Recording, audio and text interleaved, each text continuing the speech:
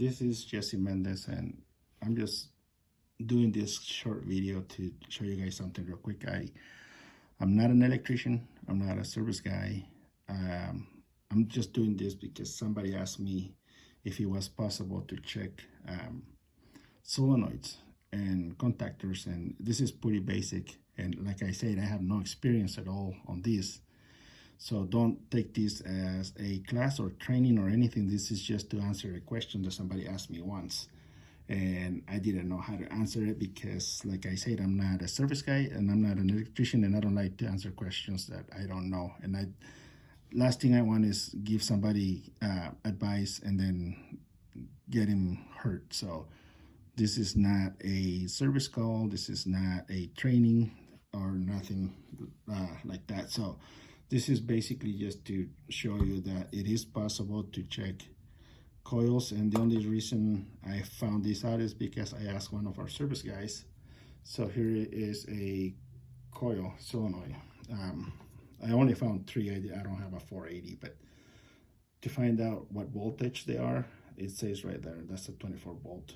And the only thing that makes them different from one and another is the coil inside of it. So if you replace that with a higher voltage, it will make it a higher voltage solenoid. The mechanism on everything else is the same thing, but if you ever happen to do that, then you better scratch this off so somebody else doesn't get hurt because of that. So we're gonna start checking this one real quick. And like I said, I asked the service guys because I really don't know how to do it, or I didn't. I still don't, but I'm just doing this. Somebody asked me if it was possible to check them, and yeah, there is. See, I'm just put them on ohms here, this tester here, and you put it to read ohms, and there it is. It's doing it.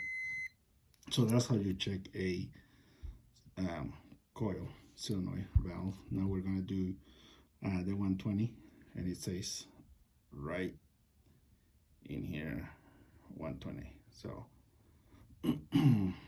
the one other thing that I want to make sure that you guys understand, I'm not a service guy. I don't know much about them. And it's reading it. As you can see, this screen right here is reading it.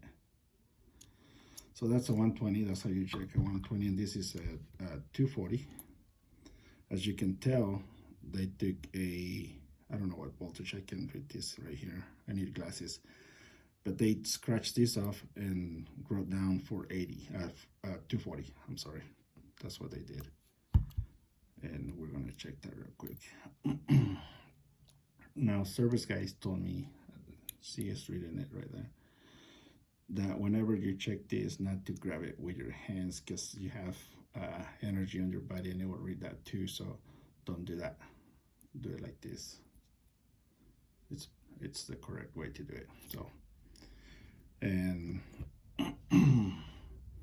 the one thing that I know for sure on this solenoid valves is there's times where I get asked what's the difference in between this one and the one for corner arm or valley.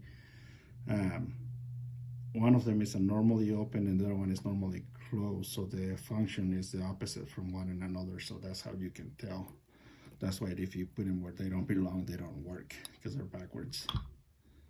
So now on to a contactor. This is pretty basic for a lot of you guys. You already know how to do all this, but there's a couple guys that ask me. So obviously they're just trying to learn the basic on how to check these things, if it's possible, how to do it. And so I'm here with them also learning. Here we go.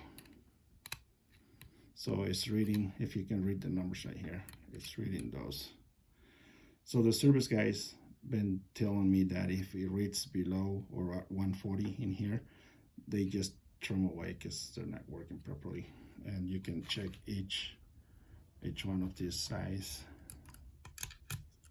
And the way you can check it is, let's see if we can adjust this camera real quick.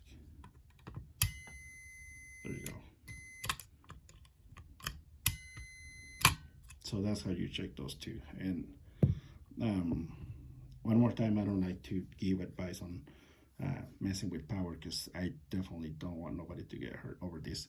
This is just like I say, somebody asked me about it, and I'm just doing it for that same reason. But don't take this as a service advice or anything. There's just showing how to do it, but don't mess with power if you don't know how to.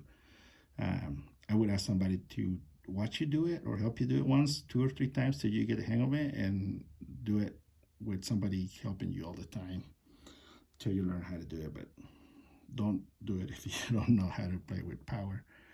One more time, I would really love to get some feedback from you guys on these videos. I haven't really get a lot of response back on me doing this, and I just kind of feel like it's probably just a waste of time, and maybe there's nobody really having any kind of interest on this. But as I learn, I'll pass it on to you guys. I'm just sharing what I know, and if I don't know, I'll ask. And anyway, so I hope you guys like it, and I really am looking for feedback from you guys. Any kind of comment on my videos would be great, just to hear from you guys. And those who I help, I like to know if you guys been getting some good experience from me as far as service goes, like if I'm giving you good customer service or not. I like to know. I like to get some feedback. So one more time, this is Jesse Mendez. Really appreciate everybody that's been watching my videos. I think there's like 4 or 5 guys, but even if it's only 4 guys, I'm still thankful. So everybody have a good day, and we'll see you guys soon.